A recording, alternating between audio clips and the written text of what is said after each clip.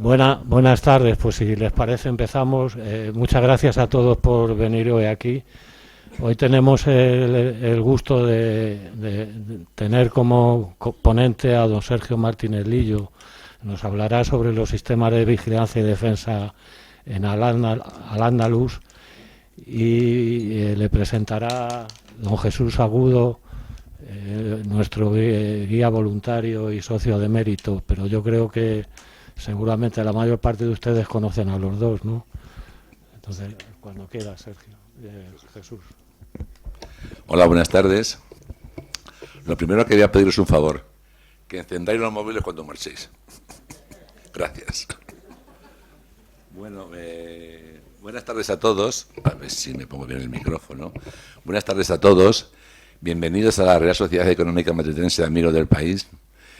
Os voy a tutear porque todos los conocemos, estáis en el edificio civil más antiguo de Madrid. Este edificio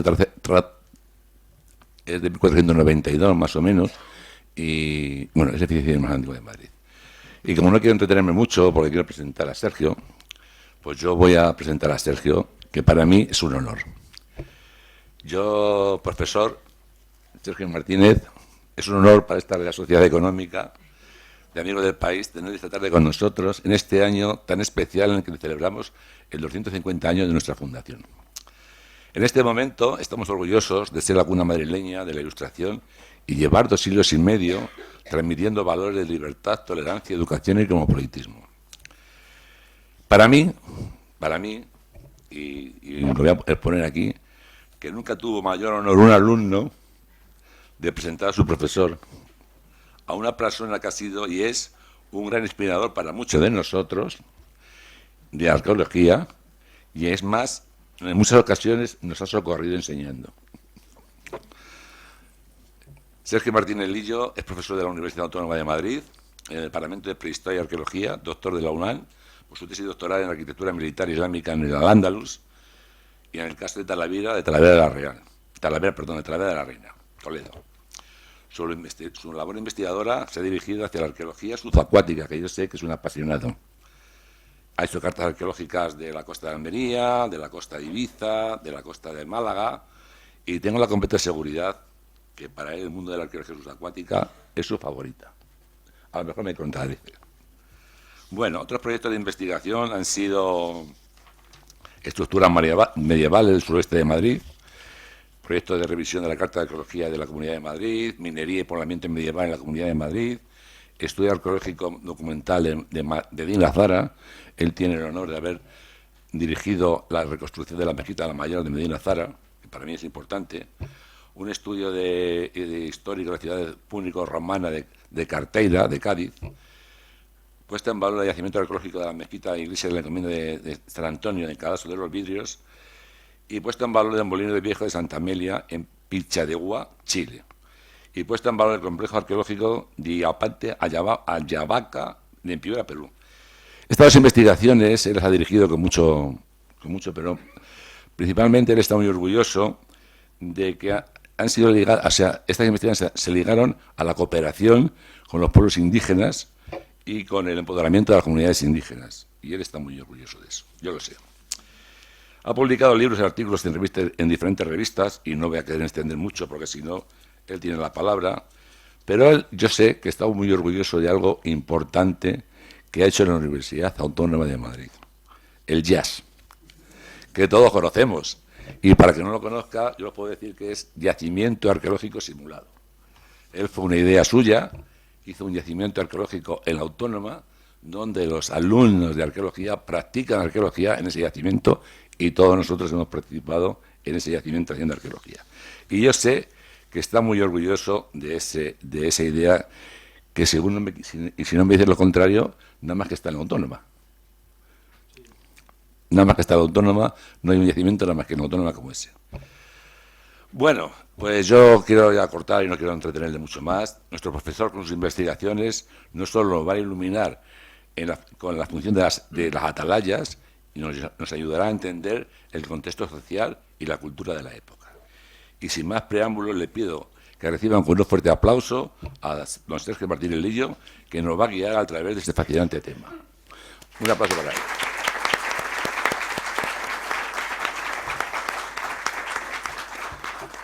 Tiene la palabra, Sergio. Bueno, pues Salamu Aleikum, que es lo que diría aquí probablemente una persona de época medieval del siglo IX en la zona de la meseta, que es igual que decir la paz sea con vosotros. Es el mismo término, la misma traducción. Pues muchas gracias.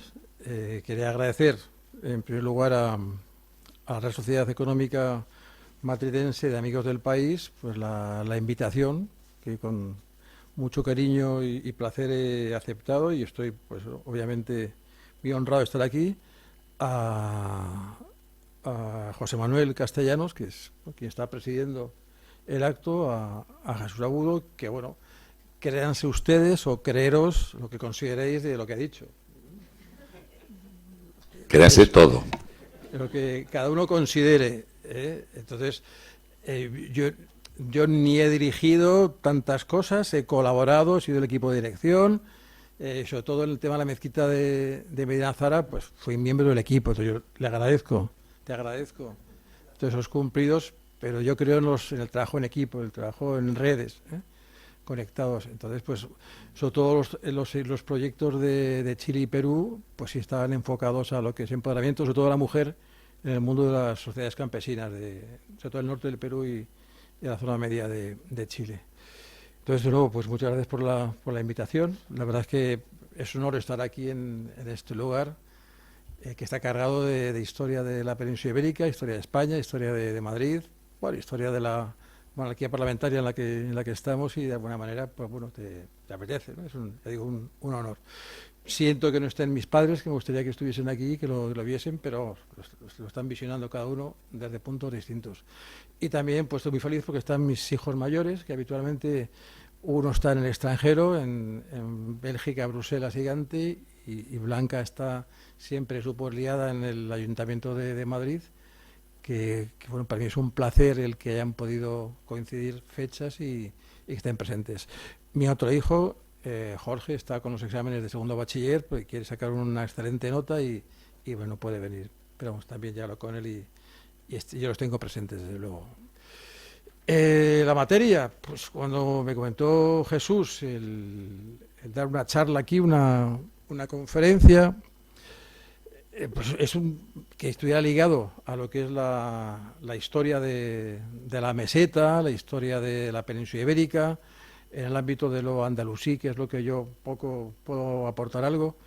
Se me ocurrió, sí, esto es lo que se viene definiendo como el sistema de vigilancia, de defensa. Se habla más de vigilancia, pero realmente hay que entender que el concepto de defender va asociado a vigilar. Entonces, también es un tema que yo traté hace unos cuantos años, casi más bien décadas, con varias personas, con Antonio Malarana, con Fernando Sáez Lara, que eran miembros del equipo que estuvimos trabajando, con fondos de la Comunidad de Madrid, en primero prospectar y luego ir viendo el potenciar los enclaves que se iban definiendo. Entonces, es un sistema... Voy a pasar... realmente, bueno, esto era una deuda pendiente que tenía con Jesús, que ya ha quedado solventada. Perdóname un momento, es los lunes al sol. Fue una visita al Alcalá Real con Juan Gómez Espinar, que es su pueblo, y después de una comida así intensa, pues tuvimos que descansar un ratito, viendo el atardecer, la puesta de sol, como decía Jesús. Bueno, volviendo al tema, pues con esta imagen un poco refleja lo que es parte de una estrategia, un sistema que los poderes que hay en la península ibérica, sobre todo en época medieval, en época andalusí, a partir del siglo IX en adelante, para intentar tener controlado. Cuando digo controlado, no es un control efectivo, sino visual, un espacio de terreno de ese estado que puede tener distintos planos. Es un sistema que se utiliza para vigilar la frontera continental, la frontera marítima, la frontera fluvial, que sería el nivel donde la superestructura, donde el Estado organiza el sistema, plantea la estrategia a seguir. Y luego también hay unas derivadas que son a nivel menor, a nivel local, donde hay que proteger las producciones que hay en un entorno concreto, en los valles, en este caso el Valle del Jarama, pero podrían extenderlo al Alberche, al Valle del Tajo, en todo lo que es la península ibérica, lo podríamos plantear y tiene una visión mucho más local, ¿de acuerdo? Entonces es una solución que plantean los estados para esa vigilancia de las fronteras y también para poder trabajar y optimizar recursos cuando se explota el terreno. Aquí tenéis algo en la introducción.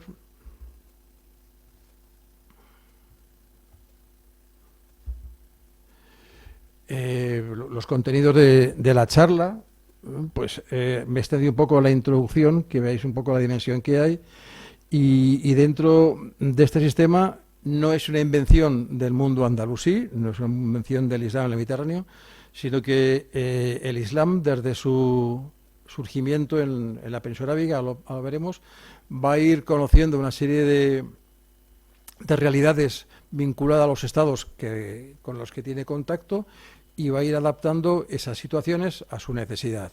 Lo veremos. Por lo tanto, hay un apartado importante de los precedentes, los formales, los ideológicos, lo que sería la cultura, el patrimonio inmueble, estructuras, y también el material, que es la idea, la mentalidad, esa estrategia, cómo se va a configurar.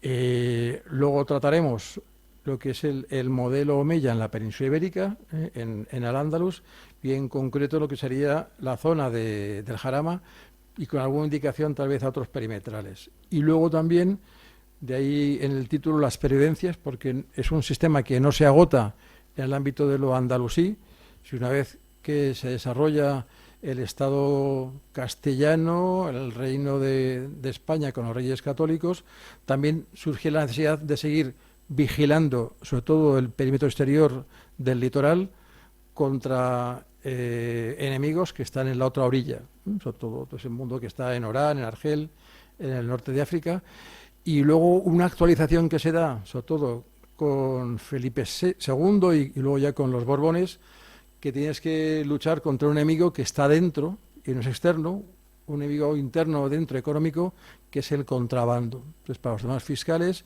hay una implementación del sistema que antes se hacía para vigilar las velas, las embarcaciones enemigas, y ahora hay que multiplicar el lugar de enclaves para tener un control casi en cada cala, en cada punto de aguada para ese enemigo interno. Bueno, aquí, si queréis, voy a desarrollar muy brevemente esta introducción que os comentaba, lo que es el concepto de lo que hay que vigilar, de las fronteras, de los límites. En el mundo latino se emplea el término limes, en el mundo árabe el término zagar o zugur, que sería el plural. De ahí viene en castellano la palabra zagri, que es el tipo, el personaje que vive en la frontera, un tipo hosco, un tipo duro, como los limetanei del ámbito romano, de limes. Son personas que van a vivir y convivir en ese ámbito complejo de las fronteras.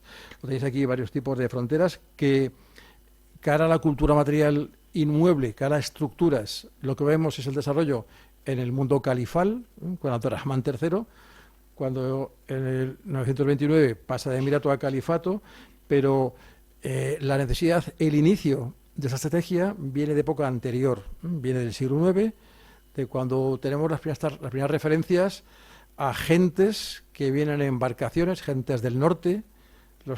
Las fuentes hablan de los mauyús, que serían los normandos, los vikingos, si queréis, que están asolando todo el Báltico, todo lo que es tanto las islas del Reino Unido como la costa atlántica de Francia hacia el norte, y van a caer a la península ibérica, penetran remontando los cauces fluviales. Entonces el más sonado va a ser cuando remontando el Tajo y después el Guadalquivir llegan a Sevilla y arrasan la ciudad. Son ciudades que están sin amurallar o sin actualizar las murallas. Entonces, para prevenir futuras llegadas rápidas, pues se hablan las fuentes, que se establecen puntos de vigilancia, que en un principio podrían ser montículos, pero ya hay una estrategia, un sistema de contar con gentes que van a dar el aviso, el arrebato. Entonces, del siglo IX tendríamos el inicio de esas fuentes, de esa necesidad de vigilar y de preparar una escuadra. Habrá una que esté en Sevilla y esta otra que va a haber en Almería, según la zona del Mediterráneo o la zona del Atlántico. Entonces, el origen, en la introducción os pongo que es el origen de la idea, es un mundo emiral, de lo que casi no tenemos restos materiales, la implementación es el mundo califal, ¿de acuerdo? Y la última parte de la introducción, y de ahí que me voy a remontar yo ahora a continuación, serían los precedentes, ya digo, los formales y también los ideológicos. En la parte, como esa superestructura plantea la solución y que esté presente, que es ese poder el que permite esa seguridad, ese control, que se vigila, que se va a defender y también va unido a la comunicación, las comunicaciones terrestres, las continentales, las fluviales y las marítimas, ¿de acuerdo? Bueno, no sé si el tema de preguntas se puede hacer ahora o al final, bueno, era posible. Tú lo que os comentaba, el Islam comienza en ese año 622 y hay una expansión militar desde la península arábiga, desde Meca, Jeddah, hacia el norte, hacia el este y sureste en península arábiga y luego hacia el noroeste y entra en contacto con el mundo siríaco-bizantino a todos los niveles, donde ya hay allí toda una experiencia de este sistema de vigilancia y defensa. Experiencia de siglos que se remonta a época romana occidental. Pues, lo que llamamos bizantino, que es una invención que se hace en el siglo XIX, ese término, ellos se sienten continuadores del Estado romano de Occidente, se sienten romanos, solo que de Oriente, y van a seguir con esos modelos que adaptan a la realidad de esta zona de aquí, de la actual Sirio-Palestina, de la cuenca alta del río Éufrates, donde se enfrentan a un gran poder político-militar que es el Estado sasánida, el Estado persa. Entonces hay una máxima en el mundo militar de las fronteras, es que tu sistema lo planificas y lo ejecutas en función del nivel de organización militar de tu enemigo. Veremos que en el caso de Britania, que son tribus que difícilmente se van a coordinar, pues con un muro, con enclaves suficiente. En la zona del Limes germánico, donde hay tribus, pero sí hay una tradición de organización, allí hay que implementarlo un poco más. Y es totalmente más potente, en principio, en la zona oriental, ¿de acuerdo? Bueno, que los primeros ejemplos, como decía en los precedentes, de este sistema de controlar las comunicaciones y las fronteras por medio de estructuras militares, por medio de un personal vinculado al Estado, al mundo oficial del Estado, pues he tenido algunos ejemplos de lo más antiguo que he podido encontrar, que son algunas representaciones en piezas de alabastro, pequeñitas, tenéis aquí el tamaño, no llega a 5 centímetros, pequeñas piecitas, pero claramente me están hablando de una estructura de planta circular, ¿veis? Con un acceso en la parte elevada y con la posibilidad de acceder a ese acceso por medio de una escala que se desmonta, se recoge o se retira y quedas aislado. De ese mundo sabemos, las fuentes, que hay una parte maciza en la zona inferior y luego que hay una división de estancias donde se almacena, se vive y una terraza, que es donde se vigila y se da el aviso, la alarma, ¿de acuerdo? Tendríamos entonces unas torres de vigía de época egipcia que tanto en este formato como en piezas de madera aparece representado, ¿de acuerdo? Pues sería ese recuerdo lejano, entendéis que este sistema se va a generalizar, hay referencias en el mundo mesopotámico y es algo natural, es la opción normal para que ese poder central pueda organizar, insisto, la vigilancia de las fronteras, su defensa y las comunicaciones, porque junto a esta función de vigilancia y defensa, el equipo en el que yo estaba en su momento, ya digo, Fernando Sáez y Antonio Malalana, también planteamos que hay otra función alternativa, no prioritaria, pero hay que tener en cuenta que es la de un hito, un punto de referencia en la caminería o en la navegación, ya sea fluvial o marítima. Bueno, si habéis estado por el norte de África hace años, o en España hace más años todavía, en Oriente, cuando le preguntabas a una persona por el campo la dirección, el camino a un sitio, se solía indicar a partir de accidentes geográficos. Sigue usted la montaña hasta tal punto y al acabar giras al poniente o al naciente. Entonces, serían hitos, puntos, lo que es el hito en la caminaría tradicional, en las montañas, en el senderismo, que con luz del tipo que sea te sirven de referencia también en la comunicación. En el caso de Egipto, pues esas torres van asociadas a fortalezas. Desde la torre vigilo, doy la alarma, y desde la enclave militar, desde el castillo de la fortaleza, defiendo el lugar. Entonces,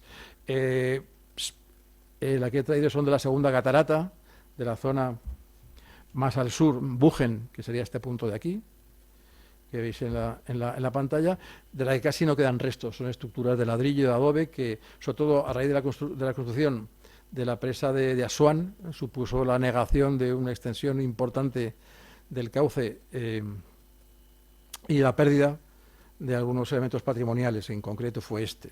Vemos que son estructuras desarrolladas y claramente desde el tercer milenio en adelante, antes de Cristo, está definida la idea del sistema para vigilar y defender. Torres ubicadas en puntos concretos de manera elegida, no aleatoria en el territorio, y vinculada por la caminaría con los centros militares desde donde se defiende. Entonces, ese modelo, insisto, está en el Valle del Nilo, está en el cauce del Éufrates y del Tigris en época mesopotámica, y va a ser Roma, la Roma republicana imperial, desde el siglo III a.C. hasta la caída en el 476 después de Cristo, cuando tiene que implementar este sistema y irlo adecuando a cada terreno, a cada territorio. La teoría es clara: torres, recintos intermedios y grandes recintos militares, junto con las ciudades, ahora veremos, y en función de cada caso implemento en un sentido o en el otro. Tenéis aquí una cita de Tito Livio, que un poco también recrea. Habitualmente el arqueólogo nos han educado en lo que es estudiar la cultura material mueble, material cerámico, metales, inmueble, estructuras, pero en mi época al menos, pues todo lo que es estudio de las mentalidades de las sociedades, ideología de las sociedades, tecnologías, todo ese mundo no estaba dentro de los planes de estudio y lo ha ido estudiando con el tiempo. Hemos sido autodidactas por necesidad, es un error, entonces no había otra opción. Entonces siempre es bueno tener datos acerca de lo que se pensaba, en este caso, para las gentes de la frontera, tanto los que vivían allí como los que estaban destinados. Veis que el mundo romano, en el ámbito militar, funciona por legiones que se van trasladando, que se van moviendo en el territorio y se van nutriendo de gentes de la zona. Entonces, bueno, que veis un poco la mentalidad del soldado, donde tienen la muralla en el propio recinto, parte de su vida, de su identidad. Un mapa muy básico con los diferentes tipos de limes en Roma, que se mantiene en época bizantina, y con el Islam ocurrirá igual. Pues en el mundo británico se va a hacer un muro que tenéis en esta imagen, en época adrianea y posterior, y es cortar en la parte más estrecha de las Islas Británicas, aquí en el paso hacia Escocia, desde Inglaterra, en la parte más estrechita, por medio de estructuras. La primera es el lienzo de muralla, torres, castilletes y ciudades fortificadas, un control personal y fiscal para el tema del comercio. Lo tendréis aquí.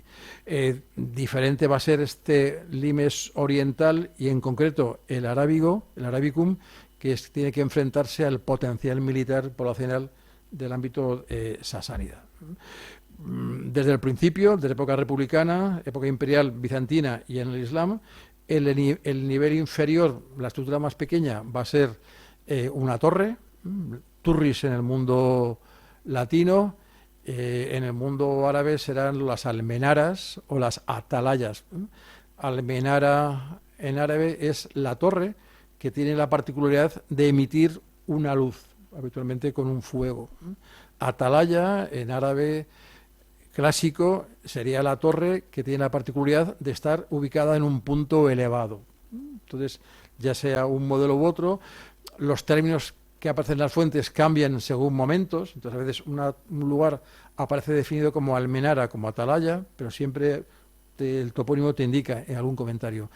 Sería algo parecido a esto, pero el arqueólogo esto no se lo encuentra, todo lo que es material lígneo desaparece y nos queda lo que son las trazas, la obra de cimentación que se hace en el terreno para ubicar la parte baja de la estructura, que nos serviría para ubicarla en el espacio.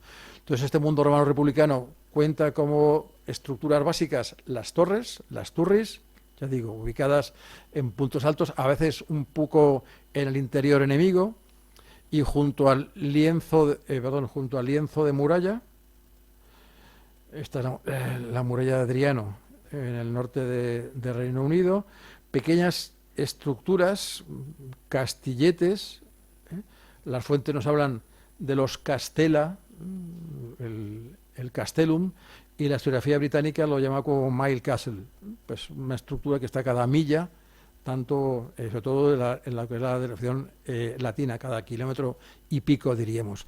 Son pequeñas estructuras en piedra que albergarían 8, 10, 14 individuos, a veces de caballería o no, y que van a permitir una comunicación a lo largo de todo el recorrido. Esta es una de las recreaciones que hay, sacada de un videojuego, pero que está bastante acertada en lo que es su forma, un pequeño destacamento que controla, insisto, las gentes y sobre todo las mercancías para la fiscalidad del terreno. Los territorios viven en parte de ese mundo fiscal de recogida de tributos. Este sería el segundo elemento, estos castilletes, castellum, castella en plural, y que el mundo árabe define como hesen, como husun, como pequeños castillos roqueros. Conforme algunos enclaves se van desarrollando, o como complemento de los pequeños fortines, Roma y Bizancio desarrollan los campamentos, los grandes castrum castra, singular y plural, que con el tiempo, en función de cada caso, llegan a convertirse en ciudades fortificadas. ¿De acuerdo? Entonces sería la evolución natural. Bueno, este sería el sistema sencillo que se ve en el ámbito del muro adriano. Roma se complica más, tiene que complicarse para adecuarlo al cauce del Rin y del Danubio, pero las estructuras son similares, ¿no? Los estudios que hay del territorio diferencian entre la torre, el castillete, el campamento, el castrum, y la ciudad fortificada, que muchas veces, como el caso de España, el caso de León, el caso de Lugo, el caso de Astorga, son primitivos castrum que con el tiempo evolucionan a civitas, a ciudades fortificadas, que sería la imagen que habéis visto anteriormente. El mundo bizantino, como referente inmediato al ámbito de lo omeya, sigue con esa idea, diferencia entre ciudades, sobre todo aquí está la variable de las ciudades helenísticas, como Palmira, como Gerasa, como Ammán, que se incluyen en lo que es el sistema, que se actualizan, y sobre todo me interesa que veáis que gran parte de estos enclaves van sobre la ruta del Jordán y Lorontes, ¿de acuerdo? Ammán, Damasco en adelante, y otra ruta va a ir ascendiendo por el Éufrates hacia también la zona del norte de Siria, con algunas ciudades intermedias, como va a ser Palmira, que va a permitir la unión de ambos enclaves. Entonces, el inconveniente de este espacio, uno es las grandes extensiones de terreno, la falta de un agua constante por el régimen de lluvias, y luego la presencia de un enemigo tradicional, que es el Estado persa, que desde época griega, republicana e imperial y bizantina ha estado siempre enfrente. La dinastía aqueménida, la parta y ahora la sasánida, que va a ser ese momento de inflexión. Ese Estado es un Estado que tiene una amplia tradición de altísimas capacidades en lo político, en lo económico, en lo militar y sobre todo en lo ideológico. Los líderes de las sociedades son dioses que viven en la tierra. El Basileus, el oponente bizantino, es un representante de Dios en la tierra. Entonces, cara a lo que sería aparecer en la red, cómo te visualizan en la red, en el mundo, en la sociedad, está aquí el Basileus y aquí está encima el Shah. Todo eso se va a materializar con una iconografía donde la arquitectura tiene una fuerte presencia. Bueno, aquí tenéis pues el relieve, la primera foto del primer monarca sasánida, que para legitimar el que haya arrasado a la población parta, su líder, pues se presentan recibiendo los artefactos, los útiles de poder de la propia divinidad. Ahura Mazda le está dando el poder, ¿de acuerdo? Aquí aparece derrotando, humillados a los todavía césares de Roma, a Valeriano y a su aliado de la zona, Felipe el Árabe, y son derrotados por su hijo, por Sapor. Entonces, es una dinámica de Estado, una relación que va a estar de enfrentamientos durante varias décadas y varios siglos, hasta la caída del mundo sasánida por parte del Islam. Son estados que tienen un ámbito constructivo palatino muy potente, con grandes salas de audiencias. Todo esto lo va a ver el Islam conforme les conquiste. Entonces va a estar el Islam frente a dos situaciones políticas de nivel altísimo. En cuanto a la cultura material de este sistema de vigilancia y defensa, que es lo que digo, va a ver el Islam en su expansión, en este caso, hacia el oeste y hacia el noroeste, hacia la costa sirio-palestina, pues tenemos algunos ejemplos de torres que han ido pasando los avatares del tiempo. No sé, en la foto que he puesto en el mapa, si ubicáis lo que ocurrió en este territorio a lo largo de la Primera Guerra Mundial, con lo que es la lucha contra el Imperio Otomano, o en la Segunda Guerra Mundial, actualmente.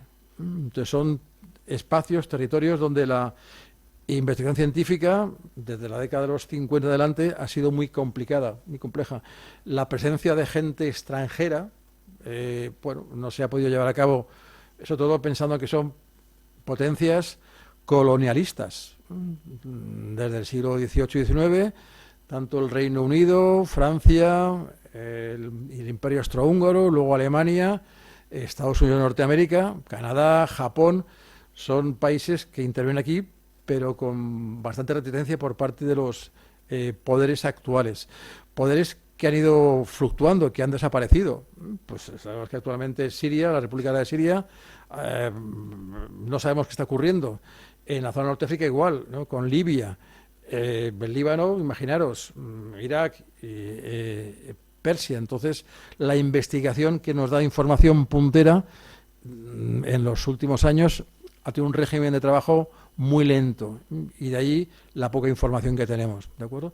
De la que tenemos, sí reconocemos enclaves en los que ahí está esta forma cuadrada más grande, que serían esas torres del mundo de tradición romana, vinculadas a poblaciones de la zona, al mundo nabateo, que van a ser los delegados del mundo bizantino. ¿Conocéis Petra? ¿No? Pues las poblaciones que viven allí tienen también su territorio, su espacio, y muchos otros enclaves tienen también una pervivencia en el mundo nabateo. Las estructuras son parecidas, adaptadas a lo que es el potencial militar del enemigo. El siguiente nivel serían, como decía, esos castilletes, esos castela del mundo imperial romano, que en las fuentes ya bizantinas aparecen como quadriburium. Cambia el término, pero la realidad es similar. Son formas cuadrangulares muy simples. Fijaros en la dimensión que tienen las torres en las esquinas. Aquí podéis ver el acceso y tiene todo un muro por delante, pero realmente la puerta está dentro de un bastión. Y fijaros que está, como dirían los británicos, in the middle of nowhere. No hay nada alrededor prácticamente en varios kilómetros. Solían estar a unos 80 o 90 kilómetros de distancia, con tropas de caballería que hacían recorridos entre las torres de este espacio. Un poco cómo se configuró la conquista del Estado norteamericano del oeste. Los que, yo cuando digo en clase a mis alumnos, si han visto Fort Apache, pues no saben de lo que estoy hablando. O Fort Laramie, pero son esos puntos concretos de presencia militar del Estado, muy potente, pero en reducido espacio, y teniendo que vigilar y controlar unos territorios muy amplios. Bueno, pues esa sería un poco la recreación que vierais, con destacamentos de caballería, que mientras están aquí los imperiales bizantinos, mientras aquí hay militares de carrera del mundo bizantino, esto se mantiene. En cuanto delegan a las gentes locales, en este caso al mundo gasaní, que es un mundo de comercio, que van a comerciar con unos y otros, el potencial de defensa desaparece. Un poco lo que ocurrió en el asedio de Stalingrado, justamente se rompe los soviéticos por la zona donde están rumanos, donde están los italianos, ese mundo que tiene una formación militar diferente a la original de la Wehrmacht en ese caso.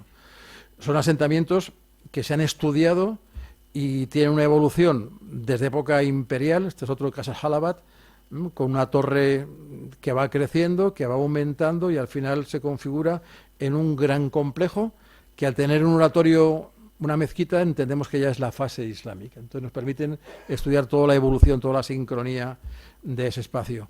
Junto a Torres y Castela también están los campamentos. No sé si llegáis a fijaros que no responde a un cuadrado perfecto. Alguien, el agrimensor, el tipo que estaba con el dispositivo electrónico, con la groma, calculando las perpendiculares, la groma era lo que sería el nivel óptico actualmente, por así decirlo, pues bueno, no calculo bien los ángulos rectos y al final cuando trazo las líneas, aquí no me genera ni aquí un ángulo recto. Hay pequeños errores que el debate está en si es un defecto del dispositivo, sabéis que es un palo con una serie de pesas que me orientan en un sentido, o la formación del individuo. Estamos en una frontera, la zona alejada, sobre todo ese conocimiento se va transmitiendo y con el tiempo se va a ir perdiendo. Sabéis que sigue el mismo modelo y luego el último nivel serían las grandes ciudades fortificadas como el caso de Sergiópolis, el caso de Rusafa en el norte de Siria. Entonces, digo que la evolución es similar. Lo que va a encontrar el Islam son una serie de modelos de frontera totalmente normalizados, estandarizados, donde entre cada castillete, entre cada castellum hay una torre y entre los castela están los campamentos. Y al final del proceso están las grandes ciudades. ¿De acuerdo? Entonces, es un sistema muy pragmático, muy probado. El mundo romano es tremendamente pragmático en el sentido y se va a seguir usando lo que funciona. Aquí se trae una reconstrucción de Rusafa, donde por medio de las técnicas de la arqueología del siglo XXI, que es lo que llamamos lectura de paramentos, viendo los materiales, los aparejos, cómo se traban los materiales, se llega a saber cuál es el orden que se siguió para la construcción de un edificio que aquí creo que lo ponían las dimensiones, de 470 por 370 metros. Es un lugar grande que no se puede empezar todo a la vez y hay unos criterios de selección a la hora de empezar a construirlo. Entonces, por medio de esta lectura de paramentos, de ver cómo se une torre con lienzo, se plantea que hay una serie de cuadrillas que están trabajando a la vez, empezando por las zonas más sensibles del lugar, que suele ser el punto donde voy a tener las cisternas de almacenamiento de agua o donde capto el agua, aquí arriba, y luego las zonas que están en una cota más baja, más sensibles a un posible ataque. Habitualmente se usan los momentos de pactos, de treguas con el enemigo para reforzar, actualizar en la fortificación. Entonces, os presento lo que ellos han llamado el nivel de ocupación 1, que empezaron a trabajar en la zona donde están las cisternas y la cota más baja del recinto. Se va trabajando por trozos. Y habitualmente hay un orden de cada cuadrilla, una torre y un lienzo, una torre y un lienzo. Y los puntos de unión de sutura es donde yo puedo ver exactamente cómo se ha planteado esa unión. ¿Ha quedado claro el precedente? Todo ese mundo, ya digo, pragmático, vinculado a un Estado que tiene que organizar su defensa, la vigilancia y conforme ocupa el territorio, pensar en la explotación. Bueno, esto lo conocéis alguno de vosotros, en la provincia de Toledo.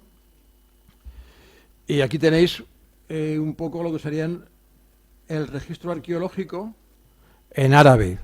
Las torres almenaras, los castillos, las fortalezas y las ciudades. Y se sigue el mismo modelo, con cambios. Cuando digo mismo es la idea general, el asesor del político, no sé si veis la equivalencia hoy en día, del político es el que le va a ir indicando cómo proceder, cómo planificar las obras, cómo preparar los presupuestos y cómo ir afrontando anualmente esas obras, ¿de acuerdo? El mundo romano, el mundo bizantino, esas reformas van junto con las reformas de la administración, las reformas del Estado, la llegada de una nueva dinastía que tiene que alejarse de la anterior y presentarse claramente como algo novedoso. Entonces, desde esa época hay todo un programa de obras oficiales que hablan sobre la legitimación de esta nueva dinastía, de ese dirigente, de esa familia y de ese sistema político, ¿de acuerdo? Al margen de lo arqueológico.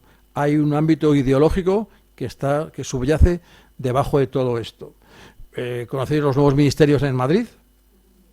Pues es un tipo de arquitectura diferente a lo anterior y con el tiempo no se ha continuado, asociada a un momento concreto de la historia de la ciudad y de este país.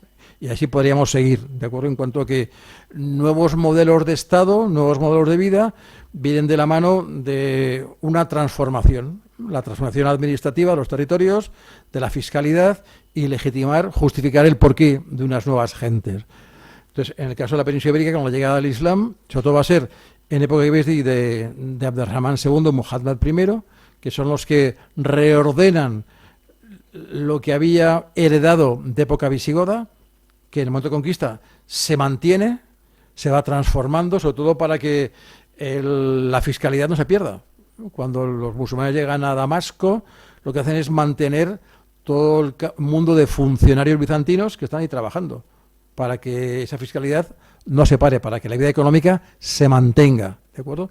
Lo mismo va a ocurrir aquí, en Al-Ándalus. Entonces, sí hay dos momentos de cambio importante, de transformaciones en lo administrativo, que va a ser con el Emirato Independiente Abderramán II y Muhammad I, y luego el gran cambio que va a ser pasar de emirato a califato. De aquí hago un pequeño inciso. Hasta este momento, hasta que Abderramán es emir, en lo doctrinal está sometido al califa de Bagdad, ¿de acuerdo? Sabéis que la figura del califa, como heredero de lo que era la figura del profeta Mohammed, tiene dos aspectos, dos funciones, la política y la doctrinal. La política es preservar la vida de los miembros de esta comunidad, de la Umma, y la doctrinal, la de extender la palabra de la divinidad, ¿no? Pues si recordáis un poco lo que eran los papas en el Renacimiento, el mundo de los Borgia, me quito la espada y me pongo la capa de... Sí, pero no me acuerdo del nombre, la capa púrpura, ¿de acuerdo? Pues en ningún momento tiene ninguna connotación de lo divino, que sí tenía el Shah o el Basileus, es un nombre en la tierra. Entonces, en estos momentos, cuando se producen esas transformaciones, fruto de la transformación de época emiral, con Muhammad I, sería la fundación del actual Madrid. El paso de una comunidad de aldea a un centro urbano o con pretensiones desde un centro urbano, ¿de acuerdo? Bueno, pues un recorrido con todo el precedente que os he comentado de este ámbito, sobre todo lo bizantino, pues esta imagen de una de las atalayas que están en el cauce del Jarama. Aquí tendríamos no tanto la opción de vigilancia de la frontera, y sí la vigilancia de una zona de explotación agropecuaria muy intensa, intensísima, en época y actualmente. Agropecuaria, recursos del bosque, leña, miel, minería y lo que es la transformación en metalurgia. Capto el metal y lo tengo que transformar. Bueno, pues hay una serie de torres que sobre todo se ven a lo largo de la Nacional 1, de la autovía, de sur a norte. Algunas han desaparecido, tenemos el referente toponímico en las fuentes, como el caso del Molar, pero otras queda la constancia. Entonces, siguen un patrón que, ya sabéis, ubicadas en un punto elevado, que sea accesible, y responden a un modelo, estas omeyas, de planta circular, donde la parte baja es maciza, un acceso a media altura y lo que sí, pues ubicados en un punto donde tenga una buena visibilidad y sea bien vista, entre comillas, esta expresión, que me vean bien desde todo el entorno. Yo vigilo, pero también tengo que dar la alarma y que me vean desde allí, ¿de acuerdo? Aquí tenéis varios encuadres de lo que es el potencial del valle del Jarama. Y al final lo que se busca es, aquí tenéis el Molar, el Vellón, Arrebatacapas, el Berrueco, Venturada, generar un espacio, ¿de acuerdo?, vinculado al cauce del Jarama y que yo voy a vigilar. Desde aquí no puedo defender nada, son pequeños enclaves.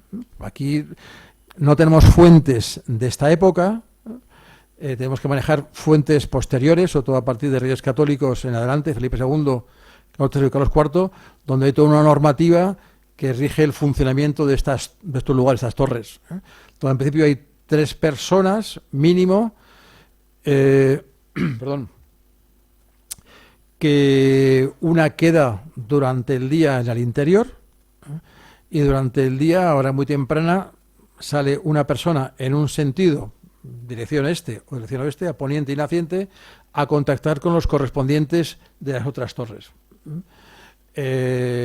Algunos términos se refieren a ellas como caballeros atajadores. Son los tipos que conocen el camino, tal vez no el más rápido, no el más corto, pero sí un camino para no ser emboscados por parte del posible enemigo, sobre todo en las del litoral, cuando quieran anular la efectividad del sistema. Hay referencias del 17 en adelante donde hay racias de veleros, gente berberiscos de Orán o de Argel, donde llegan muy de madrugada a cazarles, sobre todo en el caso de Gibraltar, que hay un par de racias. Bueno, sería un poco el funcionamiento que se entiende habría en este momento, del que no tenemos fuentes, ¿de acuerdo? Bueno, se suscita una serie de preguntas, como se hace un estudio arqueológico actual, del siglo final del XX o del XXI, y uno es, bueno, tiene un modelo claro, ¿de dónde cogen la piedra? ¿Dónde está la cantera para todo esto? Entonces aflora ese pragmatismo del mundo bizantino, del mundo romano, y entonces el mismo solar es la cantera. Aquí prospectando la zona, llegas a ver que toda la superficie, el afloramiento rocoso, está capado, cortado a una cota parecida, con un desgaste similar, y hay que entender que gran parte del material constructivo sale del entorno de aquí, ¿de acuerdo? Entonces, bueno, la cantera estaría... Entonces hay que buscarlo. Pues el mundo romano tiene a ingenieros que van a detectar la presencia de acuíferos en el terreno, los áquiles, que dando un vistazo, un recorrido de varios días por la zona, saben dónde hay que pinchar para obtener agua de calidad. Igual, aquí hay gentes que conocen el terreno y saben de la calidad de esta piedra, de estas piedras berroqueñas, unas se degradan más que otras y buscan un lugar óptimo para que sea fácil la labra en ese aspecto. Hay todo un mundo de recreación de la actividad que no se explica, no nos explicaban, ¿eh? Cómo ibas a elevar las piedras, el material constructivo, hasta un punto donde no llegas con tu altura. Entonces, todo el mundo de uso de andamios, de grúas, de contrapeso, de torsión, de polipastos, que permiten elevar a zonas altas la piedra. Otro sistema es desmontar la grúa, llevarla por trozos a la parte alta y desde arriba empiezo a trabajar. Bueno, entonces, este mundo es el que el arqueólogo tiene que transmitir a la hora de entender la dimensión tecnológica de estos edificios, cómo se conciben y cómo se prepara para su elaboración. Pues tengo esta imagen de lo que es la construcción de una quae, donde está todo, sobre todo Roma, todo lo tiene planificado, lo tiene presupuestado. Esa dinámica se va a mantener en todo el mundo literal. Estas grúas, de estos polipastos de tradición griega y oriental, porque muchas veces lo tecnológico lo llevamos a lo griego, pero el mundo griego en el 9 y 8 a.C. está bebiendo de las fuentes mesopotámicas, de las fuentes persas de India, que por la ruta del Camino Real persa desde Sardes va a ir determinando el conocimiento en las ciudades de Jonia que conocemos, ¿no? Bueno, que veáis. Parte de la división interior, pues es una zona maciza, había dicho, y una serie de estancias, el acceso, el vano a cierta altura, y sí se busca siempre un intento de ir llevando el paramento de manera ordenada, que las hiladas, aunque sea mampostería, aunque no sea piedra regular, muchas veces el alumno te pregunta que cuando escriben que ese paramento está mal hecho, porque está hecho con piedra irregular. Entonces todavía es al revés, ¿eh? El tipo que está colocando la piedra, el albañil, sabéis que es una palabra de origen árabe, de bana es construir, albañil es el que construye y que le va orientando un alarife, arif, que es el verbo conocer, que es el que sabe, el maestro. Entonces, aquí habría puesto por ejemplo, un par de vástagos de palos de madera, con una cuerda de pita, nivelando aproximadamente la hilada y colocando con mucho cuidado la mampostería para calzarla y que esté bien en la horizontal. Entonces se tiende a que sea en horizontal, a veces con un zócalo que tiene un perímetro un poquito mayor, un pequeño retranqueo y subir en la vertical. Y tienes estas dimensiones. El interior similar, tal vez entre comillas con menos cuidado, pero es decir, la obra es la misma. Entonces, aquí hay que ver gente con andamios, gente trabajando aquí afuera. Comentaba Jesús la experiencia del jazz. En los supuestos que hemos ido haciendo, nos enfrentamos a un gran reto que era construir un muro siguiendo la tradición romana. Y entonces, bueno, pues todos somos doctores, todos hemos estudiado mucho, todos hemos publicado, pero a la hora de ponerte a hacerlo, tienes que tener tal coordinación entre la persona que está haciendo el mortero, para que aquello no frague y deje de usarse, tener programado y planificado en el suelo la ubicación de material constructivo, por hiladas, y en qué orden se hace todo eso. Entonces, eso lo haces regular a partir de cierta experiencia. Entonces, bueno, a veces en algunos paramentos puedes ver una mayor precisión de la ubicación de la mampostería y en otros va de manera más aleatoria. Se interpreta como mayor o menor conocimiento o prisas en la ejecución de la obra. Que hay estas variables. Bueno, la construcción. En algunos casos la cimentación. Se busca un afloramiento rocoso que se rebaja y en algunos casos hay como dos módulos, dos niveles de obra entre un zócalo y la parte superior, ¿de acuerdo? Esta obra, estas actividades, digamos, periódicas que se van haciendo probablemente a la vez en este territorio, al arqueólogo del siglo XXI le generan una derivada, una pregunta, y es, bueno, ¿qué tipo de enclave, qué tipo de asentamiento, esta gente de qué vivía, cómo vivía, qué se va a formar alrededor de este espacio en el tiempo que dure la obra, uno, y luego en el tiempo de uso, porque serían unos usos continuados. Entonces se plantea el surgimiento de pequeñas comunidades, o ni eso, pequeños asentamientos que tienen como referencia la torre, pero alrededor habría unas estructuras de madera, corrales, pequeños habitáculos, planteados para el entorno de la familia.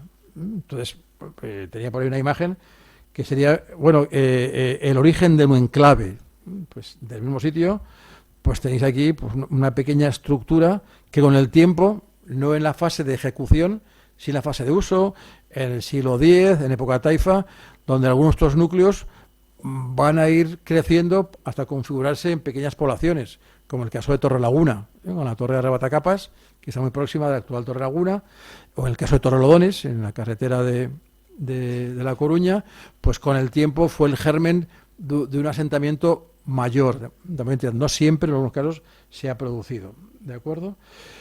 Queda claro este formato básico de las torres, el almenara o atalaya, que serían los dos términos que en árabe aparece. Y luego tendríamos el Hesen, en este caso que os comentaba antes, del castillo de San Vicente, en el Real San Vicente en Toledo, donde el recinto va a ir creciendo con el tiempo y se configura en algo mayor. En las fuentes aparecería primero como almenara y luego como Hesen, como castillo, ¿de acuerdo? Bueno, que veis son las dinámicas de evolución. Veo horizonte, pero también debo ser visto desde los caminos que os decía. Entonces, hay aquí una serie de imágenes del jarama, el que lo he marcado para que se vea, pero hay un puntito al final este es el cauce del Jarama, el camino que va por el cauce, y yo mientras vea la Almenara a poniente, sé que voy por el buen camino. Tenéis aquí varias torres, ¿lo veis? Y organizan también la caminería. Bueno, el siguiente paso, último paso, sería los enclaves, los castillos, las zonas fortificadas, las alcazabas, por así decirlo. Pues aquí tenéis el caso del castillo de Gormaz, que avanzando en el tiempo, esa forma regular que veíamos en las fortalezas iniciales se va modificando, se va adaptando a la cota más elevada del terreno para que esta defensa pasiva yo la puedo usar en mi beneficio. Si os fijáis, el lienzo de muralla omeya que hay en el parque de Muhammad I, que solo se puede ver los fines de semana, días laborales cerrados, se va ubicando justamente hacia la zona donde empieza la pendiente hacia la vaguada de la calle Segovia. Entonces, hay una búsqueda de una complicidad con el medio ambiente, ya sea el cauce de un río, un acantilado, el mar, en este caso la terraza de un elemento fluvial, para allí colocar el límite de la muralla. Y en el caso de la muralla omeya de Madrid, para asegurarme que aquello no va a deslizarse, le hago varias plataformas, una zarpa escalonada para que asiente bien en el terreno. Son problemas, soluciones de ingeniería realmente. Bueno, tenéis el caso de Gormaz, y en donde esto en parte ha desaparecido en los ejemplos que tenemos de torres y castillos, que es, veis, un alfiz que está rodeando un arco de herradura. Hay un momento en que esa ideología que os comentaba, que va junto con el mundo material inmueble, junto con las fortalezas, el Estado, en esa necesidad de implantarse, hacerse presente y que esté representado en las fronteras, esto es parte de la frontera media, el comienzo de la frontera alejada del Zagrala, de Medinaceli hacia el norte, pues por medio de la arquitectura y sobre todo del arco de herradura con alfiz, hace patente su presencia. Nos faltaría aquí solamente la bandera del Estado omeya, por lo que cuando vemos la bandera de España en la embajada en una ciudad capital de un país extranjero, pues como hay toda una simbología, una ideología en ese mundo iconográfico, ese mundo ideológico, que es lo que también os iba transmitiendo junto con el meramente formal y arquitectónico. Esto me da pie a hablaros esto es Gormaz, ¿de acuerdo? Este es este enclave, y a su alrededor hay toda una serie de atalayas que están configuradas por grupos para la vigilancia de pequeños cauces fluviales como el Bordecórex, que tienen su uso independiente o particular, aunque regulados en un plano superior, ¿de acuerdo? Que es un tema que está por estudiar, pues las torres que hay en la zona de Talavera, cómo se conectan a través de Cadalso los Vidrios o del Escorial a la zona del sistema central, a la zona del Jarama, etcétera. Pervivencias. Habéis visto que este sistema es heredar algo anterior, actualizarlo y adaptarlo a mis necesidades, ¿de acuerdo? El gran empujón, el gran desarrollo fue sobre todo en época bizantina en el limes arabicus y en época romana sobre todo en el limes renano y danubiano, donde hay una gran cantidad de enclaves que los actuales estados, sobre todo la antigua República Federal Alemania, Francia, también Reino Unido, invierten en ese tipo de turismo. Turismo arqueológico es potenciar la identidad de sus lugares a las poblaciones de origen. Bueno, el mundo nazarí y el mundo castellano de los Reyes Católicos va a continuar con ese modelo. Hoy por hoy es complicado llegar a saber cuáles son las torres que se construyen nuevas, probablemente muchas se rehacen, y la gran duda está en que en principio se entiende que las torres que siguen con el modelo de forma circular serían las de tradición islámica, nazarí, aunque aquí empieza a aparecer un talud muy importante que no era tan evidente en las otras anteriores, ¿de acuerdo? Pues un indicador que se plantea. Y claramente en las nazaríes va a cambiar de forma y pasa a una forma rectangular. Entonces, hay algunas. Aquí fue un mapa que hicimos de la población subacuática, también fuimos recogiendo, georreferenciando la ubicación de las atalayas. Pues una de ellas, esta sería el prototipo, la del Jaral, en lo que es la costa malagueña, que cambian la forma. Aquí ya hay una presencia mucho más también del mundo norteafricano. Sabéis que el mundo nazarí es el último, digamos, estado peninsular, después de la presencia del mundo almorávi y almohade, que son norteafricanos, contemporáneo con el meriní, también norteafricano, y bueno, ya los modelos se han ido transformando, han ido evolucionando mucho. Aquí vivirían más de 3 personas, probablemente. Las castellanas, aquí os pongo un par de referencias, aquí es cuando tenemos datos claros de normativas de funcionamiento. Las tendría que haber de Pocomella, pero no han llegado a nuestros días, han llegado elementos puntuales. Aquí hay toda la instrucción del 1501, se indica con claridad quiénes son, lo que tienen que hacer. Los que están allí están supervisados por altos supervisores, que a su vez tienen una supervisión superior. Entonces está totalmente protocolizado, porque depende la seguridad de la costa. Entonces sería el sistema de misiles que hay en la costa española, el sistema de vigilancia de lo que pueda llegar del norte de África, sobre todo de Orán y de Argel, que eran las bases de este mundo berberisco que había en la actualidad. Creo que hay algún ejemplo más. Hay un cambio a partir de los Borbones, con Carlos III y Carlos IV.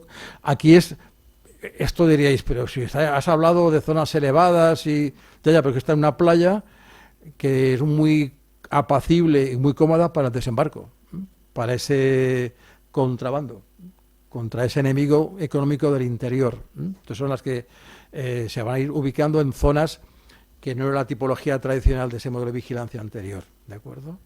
Que veáis. Bueno, y poco más. Muchas gracias por vuestra atención.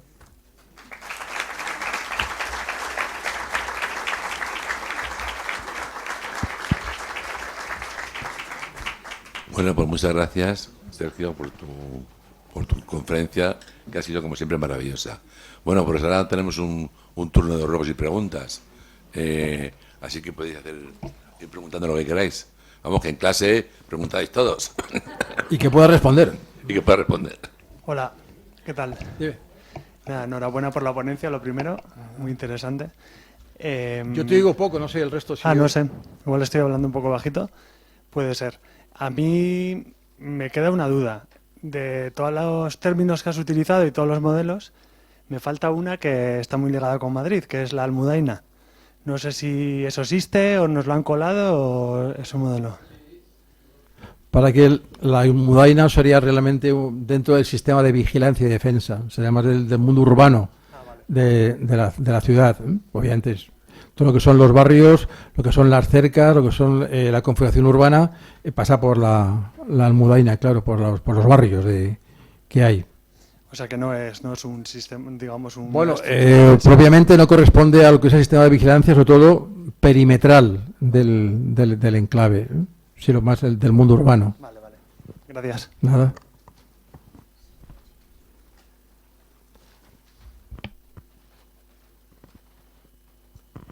Buenas tardes. Tenía una curiosidad.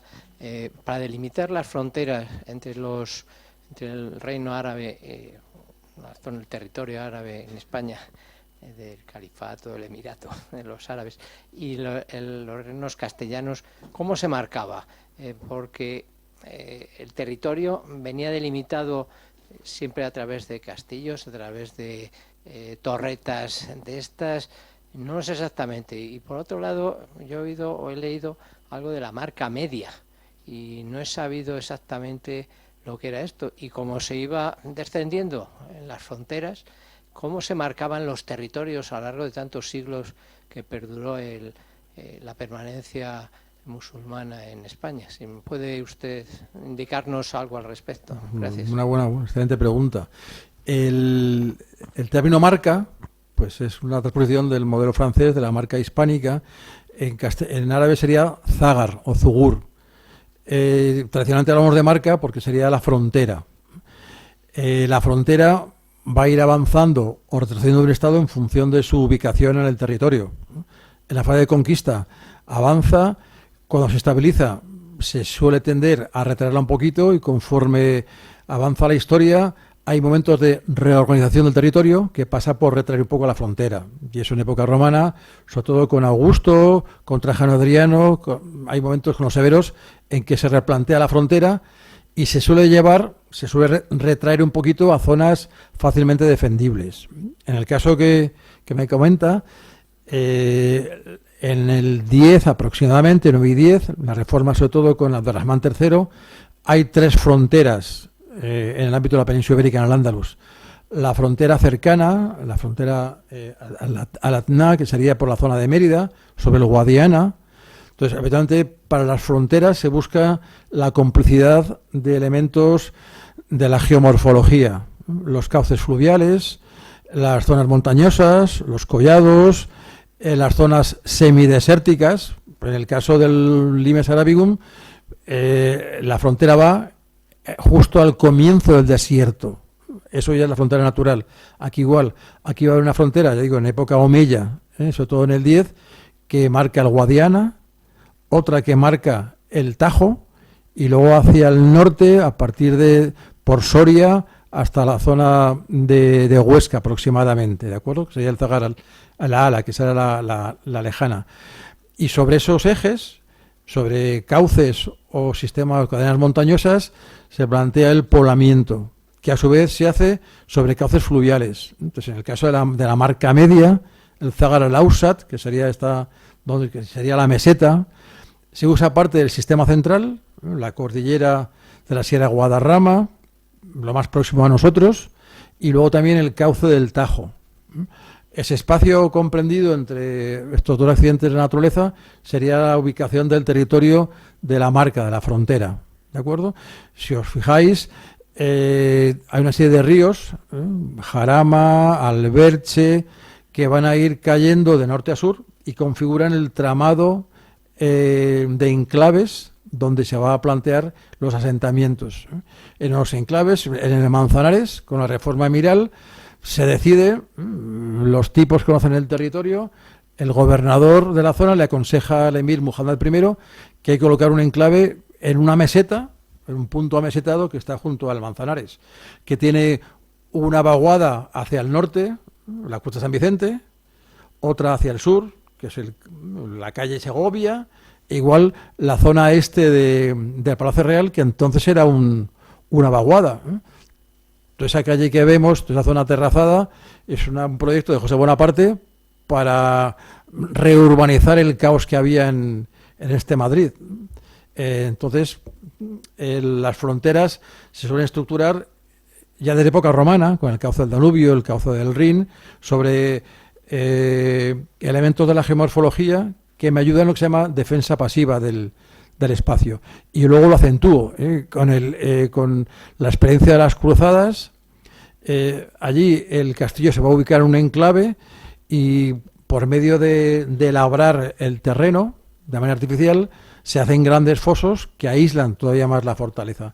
Aquí se busca ese paradigma, ese modelo ideal. Pero sí, la frontera se articula a partir de esos fenómenos y luego transversalmente a través de los cauces, que es donde está la fertilidad del terreno, donde puede tener agricultura, ganadería, el bosque, etcétera. Va todo muy, muy unido. Y este mundo omeya lo que hace es actualizar el modelo que viene de Oriente, del mundo bizantino oriental, que a su vez tiene un gran precedente pragmático de uso en el modelo romano y tardorromano.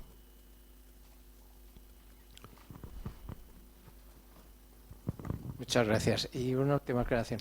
¿Se formaliza a través de algún tratado entre los reinos cristianos y los reinos, ¿sabes? ¿Se conoce o existe así tratados de delimitación de territorios? Sí, sobre todo después de las campañas militares, es que durante época omeya, para mantener la seguridad en la frontera, anualmente se hacen campañas militares, lo que son las azaifas de las fuentes textuales.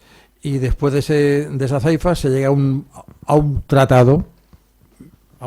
De algunas quedan restos. Por ejemplo, hay un tratado, los más antiguos en Al-Ándalus, es el que hace Abdelaziz, el hijo de Musa, cuando conquistan la zona de Murcia, lo que es Tudmir, Hay un tratado que está firmado con muchas cláusulas, entre ellas una es que si llega, o sea, tú eres mi delegado allí, tú gobiernas como consideres con tus tradiciones ese espacio, ahora digo la zona de Cieza, hacia Cartagena, hacia un poco hacia el norte, hacia Alicante, hacia la zona de Almería, todo el espacio del sureste. El tratado es un tal Tudmir, que es Teodomiro, sería un comex godo, un delegado del gobierno visigodo en la zona, una familia senatorial enriquecida, que por medio de Villaes controla toda la explotación agrícola y el comercio de la zona. Con este hombre se llega en un primer momento a un acuerdo donde tú mantienes tu actividad agrícola, ganadera, tú te las compones con tu gente, me pagas una fiscalidad al año con algunas condiciones, entre ellas que allí si se refugia un tipo que viene del territorio en el que estoy yo, de la zona nuclear del Estado Mella, tú no le puedes dar cobijo y me lo tienes que devolver. Tienes que pagar una cantidad en cash, en monetal y otra en especias. Entonces, hay pocos tratados, pero sí en las fuentes se hablan de que se llegó a un tratado con tal persona, con tal dirigente. Falta lo que sería la textualidad del tratado. Los tratados duran lo que le interesa a cualquiera de las dos partes. Sobre todo en época posterior, en época del Reino Nazarí, en el 14 en adelante, que aquí están conviven el Reino de Castilla, León, las repúblicas venecianas, sobre todo genoveses, el Estado norteafricano meriní, y hay unas constantes alianzas donde la religión no tiene ninguna cabida. Es un interés económico y político de hacer alianzas y deshacer alianzas, pues como ocurría en la península ibérica castellana de los 13-14, entre unos condados, unos reinos y otros. Por medio de matrimonio y conveniencia intentas buscar cierta estabilidad en aquello. Cuando fallece el dirigente, lo reparte de los hijos y vuelta otra vez con la división del territorio y el mundo fratricida para continuar con ese poder. Sí, quería hacer un comentario y una pregunta. O sea, el comentario hace referencia a cómo el régimen de Franco, siguiendo los criterios muy similares a lo que tú has contado, llenó de búnker toda la costa andaluza, pensando que iba a haber una reconquista por parte de la República, y la verdad es que los criterios de distribución son muy similares a lo que tú acabas de contar. La presencia española en Latinoamérica, en las colonias, los bloqueos, todo ese mundo de buscar una línea que en función de tu enemigo y tus recursos, porque eso luego hay que abastecerlo. Claro, claro. Entonces, decir, está muy bonito. Estos sistemas, este local que os digo del Jarama, se abastece por parte de la población de allí, en que hay una superestructura que organiza, que construye, que tiene la normativa, y luego el día a día viene por parte de los habitantes de la zona, obviamente. Entonces, lo complicado es el mantenimiento de todo esto. Y la pregunta que quería hacerte es si existe una catalogación en cuanto a la localización de estas torres almenaras y tipos de construcción, etcétera. ¿En la Comunidad de Madrid dices? No, en España. Bueno, sabéis que todo este mundo del patrimonio, en España se normaliza en el año 85 con la Ley de Patrimonio Nacional, y luego, a raíz de las autonomías, se transfieren estas competencias y cada autonomía tiene su ley de patrimonio, cada comunidad autónoma, que a veces se van actualizando. Entonces, hay un registro de los bienes inmuebles en la Consejería de Cultura, Turismo y Deportes de la Comunidad de Madrid. Hay otra en el ámbito municipal, que eso mi hija me podrá corregir y dar más datos, que ella trabaja allí, por si me equivoco, porque estuvo antes en la comunidad y luego en el ayuntamiento. Entonces sí hay un catálogo. Cuando surge en el 85 esas comunidades empiezan a ver lo que es la dimensión de gestionar el patrimonio, sobre todo el patrimonio inmueble, lo primero que hay que ver es qué tenemos y cuál es su estado de conservación.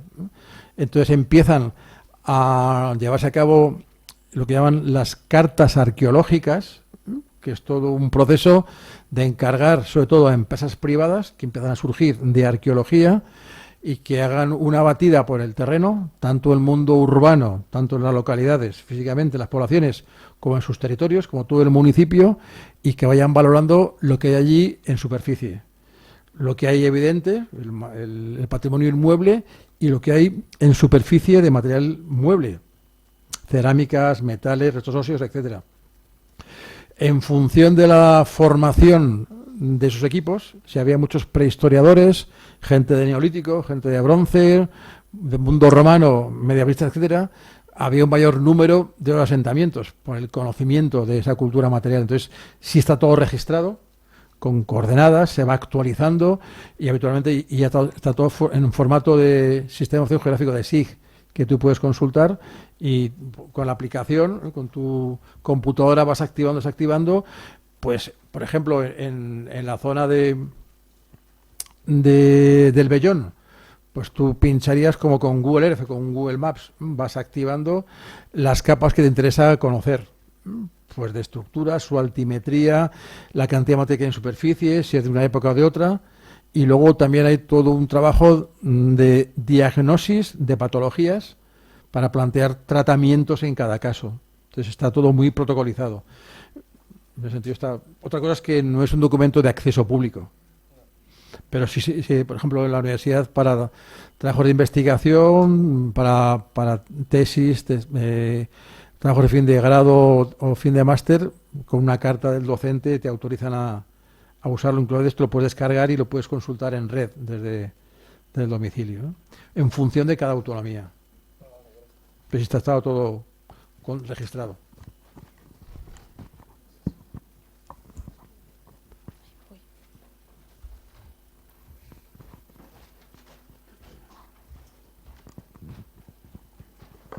Referente a lo del patrimonio, estos yacimientos, esas atalayas, ¿a quién pertenece? ¿A Patrimonio Nacional, las comunidades o los ayuntamientos? Y el mantenimiento de ello, ¿a quién? Hay un tema que es la propiedad y otro es la responsabilidad en cuanto a su conservación. Entonces, normalmente el propietario es el propietario del terreno en el que está ubicada la torre, ¿vale? ¿Puede ser un particular, entonces? Sí, puede serlo. Como propietario del terreno. Pero eso te obliga, según la ley de patrimonio, en la Comunidad de Madrid, obliga al propietario, al ayuntamiento y a la consejería a velar por su conservación, divulgación e investigación. ¿Qué significa? Pues que si hay un proyecto de investigación, supuestamente tú tendrías que aportar una cantidad para la investigación, para la conservación y para la restauración. Eso es lo que pide en la norma legal. Otro tema es que no haya recursos en la administración para abordar todo esto. Pero si está todo en la ley de patrimonio, está todo normalizado, está todo muy protocolizado.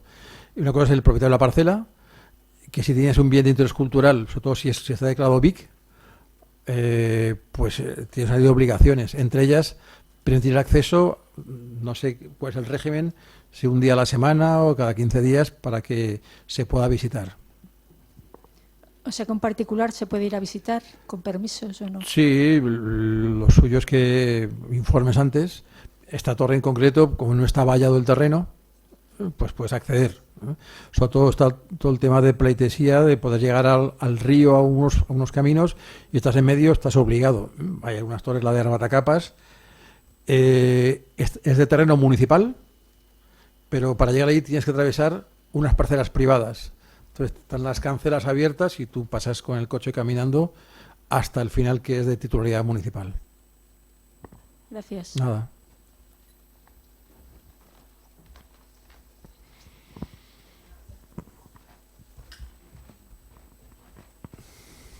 Hay una muy poco conocida, restos que han ido bajando con los años de tamaño, atalaya, que está entre Majadahonda, Villanueva del Pardillo y Villanueva de la Cañada. Tanto es así que ¿Cómo se llama? Es que no lo recuerdo. Tanto es así que en el escudo de Majadahonda, que es del siglo XX, incluyeron una atalaya. Como si... Pues luego también hay palomares, hay siglos, que luego hay todo tipo de estructuras. No. Luego hay torres nobiliarias posteriores, ¿eh? No, es una atalaya pelada, con perdón por la expresión, exenta, quiero decir. No, pero sí que luego el mundo nobiliario, por ejemplo, en el Berrueco... Y está fuera totalmente es de propiedad particular y ha ido bajando. Ya que deben de quedar 4 piedras y hasta el punto que en uno de los escudos de la zona se incluyó como... Bueno, esos hay muchos. Digo que en la zona del Berrueco, que hay otra torre un poco retirado en una de las parcelas, la familia en el 13-14 se construye una torre como parte de de su prestigio bueno, y de la vigilancia de los terrenos, ¿no? Que son dinámicas que se mantienen, sí, sí. Bueno, pues ahora voy yo. Sergio, todas estas atalayas de vigilancia pasaban la información a Mayeri, o sea, tenían comunicación con Mayeri. Bueno, con Madrid. Es decir, lo que sí se comprueba es que entre ellas están comunicadas. Pues faltan puntos intermedios. Aquí en la Autónoma, por ejemplo, en la zona un poco al norte, hay un topónimo, un pequeño montículo que se llama Otero. Entonces, pues puede ser de la familia de los Otero o dedicada a otear el horizonte. Entonces, es muy probable que la información llegase a Madrid, de una u otra manera. Sí. Creo que tiene un funcionamiento local, doméstico, pero se entiende que habría un engranaje, una transmisión que llevase la información que es alarma o no alarma al centro de poder. En concreto esta sería en Talamanca, que es donde está la fortaleza realmente, que es de donde se puede defender el territorio. Tú puedes vigilarlo, te pueden estar vigilando y la población de la zona estar pendientes, pero la defensa se hace desde los centros militares. En este caso sería el caso de Talamanca, Alcalá de Henares, en función de la dimensión de esa información, pasado el tiempo, pasados los días, pues se reacciona o no. Entonces, el mecanismo de comunicación. Sí, muy probable. Pero llegaría antes a Talamanca y Alcalá, yo creo. ¿No se anima nadie más? Bueno, pues nada. Sí, pues muchas gracias a todos y a Sergio sobre A todo. vosotros. Se me ocurre, no sé si tenéis, vosotros hacéis excursiones periódicas, no sé si las organizáis vosotros. Si queréis que hablemos, organicemos una a ver algunas de estas, si lo consideráis. Sí, pues tomaremos nota. Como, sí, o incluyendo, sí, que sea algo más transversal con Talamanca. Vamos a complicar a alguien más. Vamos a organizar esa excursión. Todavía no es sociedad madridense, pero lo será en su momento. A nuestra gran organizadora de viajes, que es Carmen Álvarez, que ella nos organiza estas cosas de maravilla. Pues ya está, consigue autobuses, se organizará entonces. Restaurantes, o sea, es el genio de la organización. Bueno, pues... Venga, pues muchas gracias a todos y aquí estamos para cuando quieran venir. Bueno, gracias. Pues, compañeros, muchas gracias a todos y un gran aplauso para Sergio.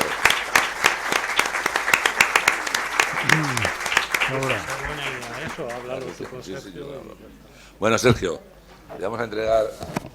Hombre, muchas gracias. Un pequeño recuerdo. Le vamos a entregar un pequeño recuerdo de esta conferencia tan importante que ha dado para que la tengas en su casa. Muchas gracias. Asiste. Y esto, bueno, es un... Si lo queréis ver... Págase al portador la cantidad una cantidad de 1 millón de euros. Muchas gracias.